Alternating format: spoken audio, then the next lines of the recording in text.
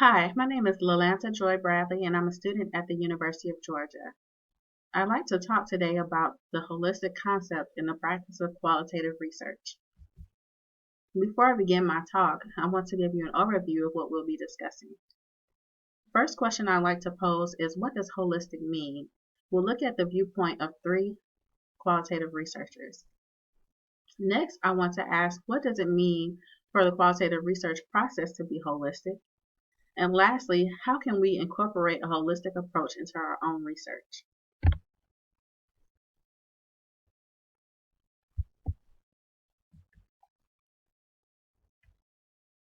Patton uses the term holistic in a broad descriptive sense. He advises qualitative scholars to consider every angle of their phenomenon of interest, but he also warns that we must use discernment to focus in on the key elements in play, so proceed with caution.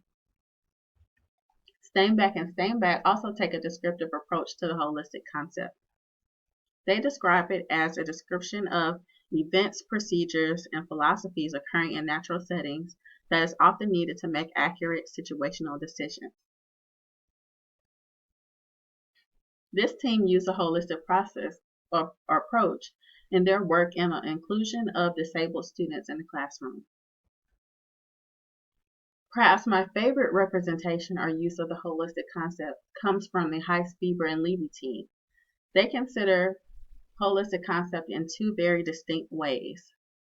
They suggest that a researcher must be A, reflexive, and B, process driven in the practice of qualitative research to produce culturally situated and theory enmeshed knowledge in a holistic manner. Being reflexive means that one must first know and understand yourself as an instrument in the research process from start to finish. So you may begin the research process by asking yourself, why am I interested in this topic? Second, as you listen to the data, you must ask yourself, how does your understanding of self drive your analysis? And third, at the end of your study, you may ask the question, how does self affect your representation of the data? Similarly, using a holistic approach means that being process driven, one is actively attending to the relationships between epistemology, theory, methods, the researcher, and the researchee from topic selection to the write-up.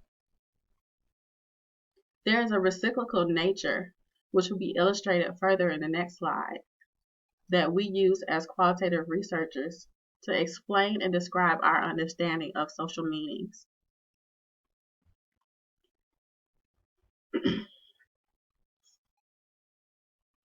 So thinking about the research process holistically means that there's an acknowledgement of the constant interplay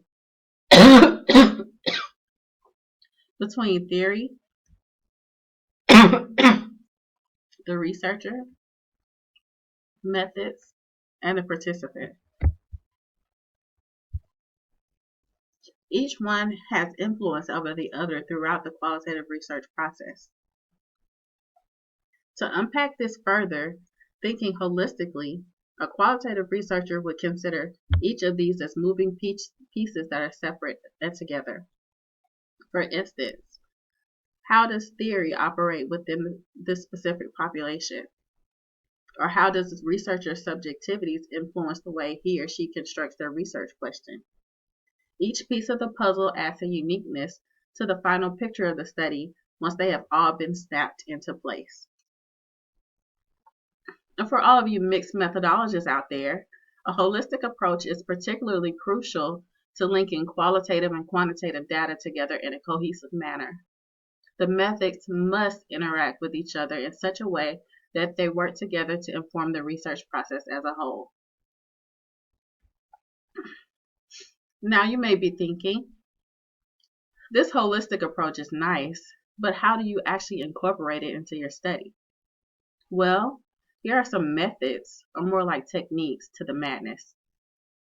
Conceptual frameworks are a visual or written product illustrated graphically or in a narrative form. This product represents a system of concepts, assumptions, expectations, beliefs, and theories that support your research. Using a holistic approach means that a qualitative researcher would make sure to relate every part of their study back to their conceptual framework, from the research question to the implications. Memoing is traditionally a grounded theory technique, but it can be generally used as a procedural or analytical strategy in any qualitative study. The primary function of memoing is to help researchers move raw data to abstract themes.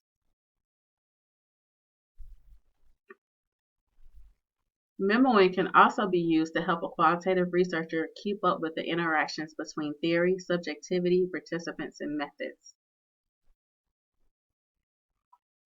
Subjectivity statements help researchers identify how their personal features, experiences, beliefs and feelings, cultural standpoints, and professional predispositions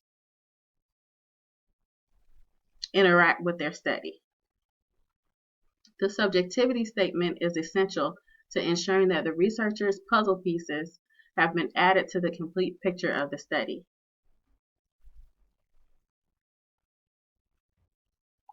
By now, I hope that you have caught on to my understanding of the holistic concept in qualitative research. Holistic to me signifies bringing together all of the puzzle pieces in your inquiry in such a manner that they tell the complete story of your phenomenon of interest.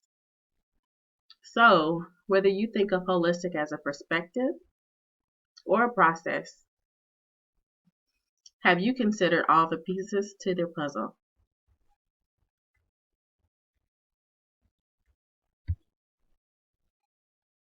Thank you.